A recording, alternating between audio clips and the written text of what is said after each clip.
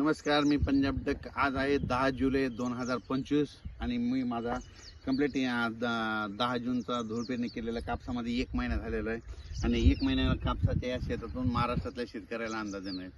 राज्यातल्या सर्व शेतकऱ्याला सांगू इच्छितो की राज्यामध्ये जवळपास खूप दिवस झालं ढगाळ वातावरण आहे. डाळिंबवाल्यासाठी आनंदाची बातमी. डाळिंबवाल्याला सांगू इच्छितो की उद्यापासून सूर्यदर्शन होणार आहे, म्हणून डाळिंबवाल्यासाठी आनंदाची बातमी. कारण की ढगाळ वातावरणामुळे डाळिंबाला खूप म्हणजे रोग किड येत आहे, त्याच्यामुळे त्यांच्यासाठी आनंदाची बातमी. पण राज्यात मात्र 11 जुलैपासून 11, 12, 13च्या दरम्यान राज्यात सूर्यदर्शन होणार आहे. ठिकठिकाणी सूर्यदर्शन होणार आहे, म्हणून हे लक्षात द्यायचं. राज्यात उद्यापासून लगेच गरमी देखील वाढणार आहे, हे देखील लक्षात द्यायचं. आणि राज्यात सांगायचं झालं तर 11 पासून राज्यात सूर्यदर्शन होईल. राज्यातला पाऊस देखील कमी होणार आहे, राज्यातला पाऊस विश्रांती घेणार आहे, म्हणून हे लक्षात द्यायचं. म्हणजे सांगायचं झालं तर सर्वदूर सध्या तरी पाऊस नाही, फक्त राज्यामध्ये मात्र पूर्व विदर्भातच पाऊस आहे आणि पूर्व विदर्भात ठिकठिकाणी पाऊस झाला, म्हणून हे सगळ्यांनी लक्षात द्यायचं.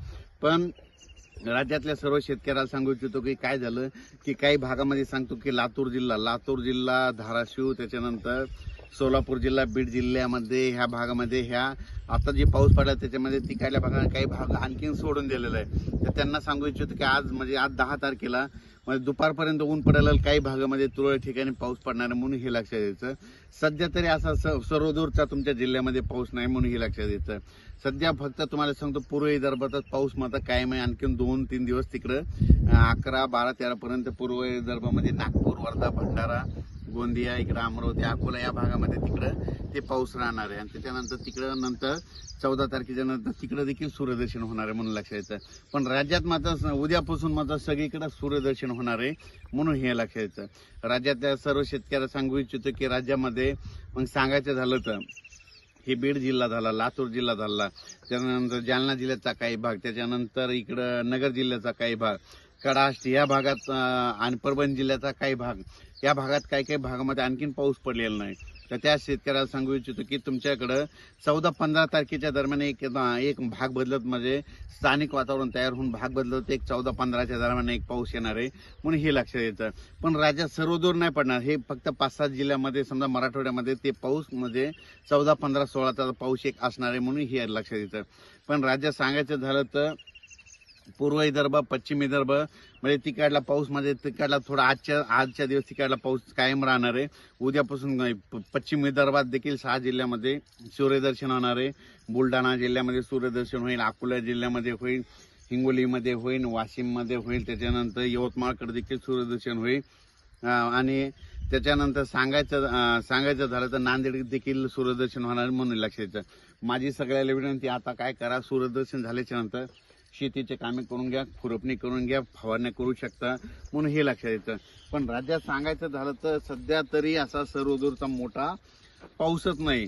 मग राज्यात फक्त तुम्हाला सांगतो की पाऊस मग कधी येणार, तर तुम्हाला सांगतो राज्यात मध्ये सध्या एक आनंदाची बातमी फक्त मराठवाड्यासाठी. कशामुळे की मराठवाड्याची जी तहान भागवणारे जे जायकवाडी धरण आहे ते झालं काल 63% होतं. तर तुम्हाला सांगतो ह्या 10 दिवसामध्ये 80% भरणार आहे ते, म्हणजे जायकवाडी धरण 80% भरणार आहे, म्हणून शेतकऱ्यासाठी मराठवाड्यातल्या आनंदाची बातमी.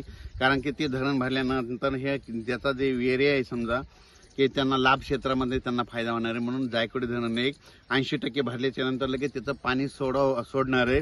आणि त्याचं पाणी लगेच काय होतंय माजलगावच्या तळ्याकडे येत असतं आणि त्याच्यानंतर त्या नदीमध्ये सोडल्याच्या गोदावरी नदी सोडल्याच्या नंतर काय होतं ते सगळे बंधारे भरणार आहेत. म्हणून ही खास करून परभणी जिल्हा, नांदेड जिल्हा, जालना जिल्हा या शेतकऱ्यासाठी खूप नगर जिल्ह्यातल्या आनंदाची बातमी. कारण की जायकवाडी धरण भरणार आहे, म्हणून हे लक्षात येतं. त्याच्यानंतर सांगायचं झालं तर मग आता राज्यात पाऊस कधी येणार आहे, राज्यात फक्त 14 जुलै 15 जुलै 16च्या दरम्यान फक्त मराठवाड्यामध्ये बीड जिल्हा, तसेच जालना जिल्हा, लातूर जिल्हा, नांदेड जिल्हा, त्याच्यानंतर परभणी जिल्हा, इकडं संभाजीनगर, नगरचा काही भाग, ह्या भागामध्ये मात्र 14-15च्या दरम्यान विखुरलेल्या स्वरूपाचा भाग बदलत एक पाऊस येणार आहे, म्हणून हा अंदाज लक्षात यायचा. त्याच्यानंतर राज्यामध्ये 17-18च्या म्हणजे 18-19-20च्या दरम्यान एकदा थोडा एक म्हणजे विखुरलेल्या स्वरूपाचाच पाऊस असणार आहे, पण सर्वदूर काही नाही. म्हणजे सांगायचं झालं तर 20 तारखेपर्यंत असा सर्वदूरचा सध्या तरी पाऊस नाही राज्यात. फक्त जुलैच्या मात्र शेवटच्या आठवड्यात मध्ये 24 तारखेच्या नंतर मग जुलैच्या शेवटच्या आठवड्यात मग चांगला शेतातून पाणी बाहेर निघणार असा पाऊस येणार आहे, पण त्याचा अंदाज आपण नंतर देऊ. पण सध्या तर राज्यात एवढा मोठा पाऊस नाही म्हणून हा अंदाज लक्षात येतो. अचानक वातावरणात बदल झाला तर लगेच एक